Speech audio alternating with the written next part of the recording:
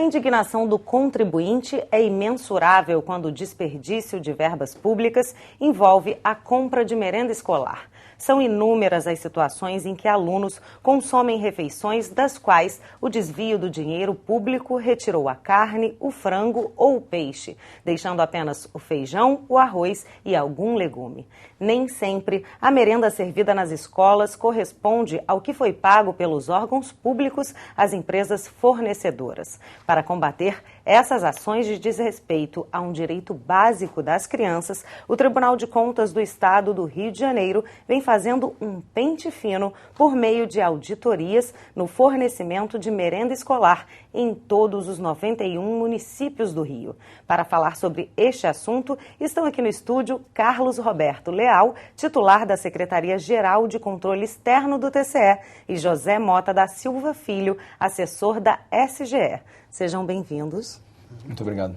Bom, vou começar com o senhor, José Mota. Como é feito o trabalho de campo pelas equipes da Secretaria-Geral de Controle Externo do TCE? Então, Marcela, as auditorias no fornecimento de merenda escolar seguem um modelo já padrão do Tribunal de Contas, adotado já há algum tempo. A gente garante que toda a fiscalização segue o mesmo roteiro. Um município do Noroeste, por exemplo, vai ser fiscalizado com os mesmos papéis de trabalho que o município da região serrana.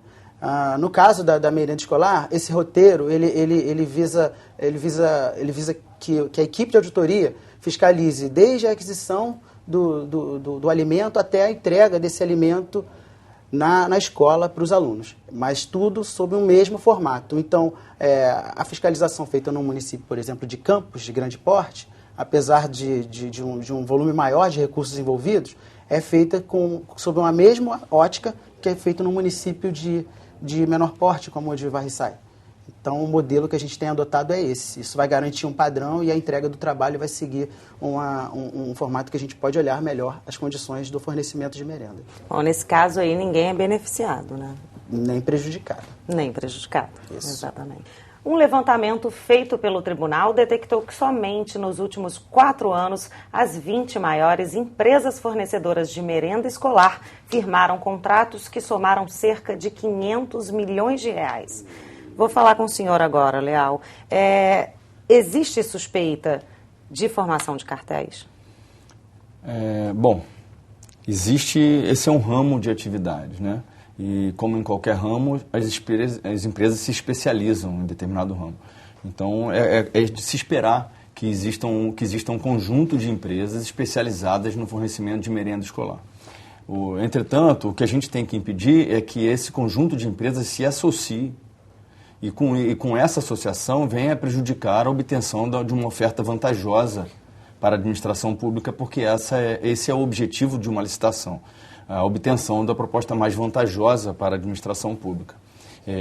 Alguns problemas, alguns indícios, né? Existem alguns indícios de que essas empresas se associam com a formação de cartéis, que por vezes, empresas que, na verdade, nunca prestaram atividade, são empresas fictícias, são empresas criadas só para participar da licitação numa condição de mercado tal que favoreça ou que direcione a vitória para uma determinada empresa. Existem empresas que possuem, por vezes, o mesmo quadro societário. Existem empresas até mesmo criadas no mesmo dia, né? Então, são esses alguns indícios de que, na verdade, aquela licitação foi fraudada para tentar direcionar o resultado de uma determinada licitação para uma empresa vencedora. Não necessariamente esse direcionamento vai produzir um prejuízo financeiro para a administração pública, porque esse preço contratado pode estar adequado às condições de mercado. Mas a disputa foi prejudicada e impediu com isso que empresas ofertassem uma condição melhor.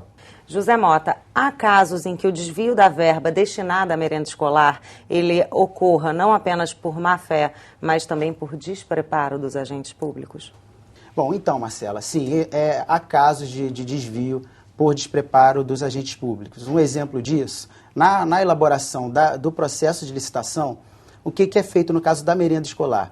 É necessário que se faça um censo escolar para saber a quantidade de alunos existentes naquele município, a quantidade de destinatários daquela merenda. E o que se espera é detectar com as auditorias? Situações em que esse censo escolar superestima a quantidade de alunos Ou seja, eu tenho necessidade de adquirir 200 mil refeições, mas estou adquirindo 400 mil refeições porque a minha estimação foi além do necessário. E outras situações também podem acontecer. Você quer dar um exemplo, Léo? Um outro exemplo que eu diria que produz um desperdício está relacionado à condição de armazenamento desse alimento, né? A gente viu, ainda em 2012, quando fizemos uma grande auditoria no tema educação, a gente viu condições de estocagem desses alimentos não adequadas. Então, por vezes, o alimento acaba tendo que ser jogado fora porque ele recebeu chuva, ou recebeu luz do sol, ou ficou em contato com madeira, ou ficou em contato diretamente com o chão, ou foi guardado aberto. Então, é um problema que às vezes acaba desperdiçando um alimento que tem que ser adquirido novamente, porque aquele já não serve mais para consumo, principalmente de crianças. Bom, a gente vai continuar falando sobre esse assunto, só que no segundo bloco, porque o TCE Notícia vai para um breve intervalo e a gente volta já já.